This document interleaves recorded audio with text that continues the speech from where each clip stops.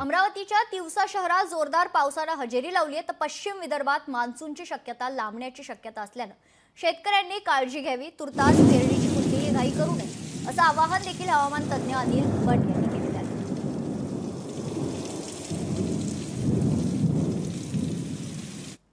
दिनांक 27 रोजी बंगालच्या उपसागरात निर्माण झालेल्या कमी दाबाच्या क्षेत्रामुळे वाऱ्यांची दिशा बदलली असून वारे हे पश्चिमेकडून पूर्वेकडे वाहायला लागले असून त्यामुळे उत्तरेकडे होणारा मान्सूनचा प्रवास हा मंदावला किंवा थबकलेला असून विदर्भाच्या पायथ्याशी उंबरठ्यावर पोचलेला मान्सून हा कालपासून थबकलेला असून पुढील काही दिवस त्याची प्रगती होण्याची शक्यता नाही। त्यामुळे विदर्भात मान्सूनचे आगमन लांबण्याची शक्यता आहे।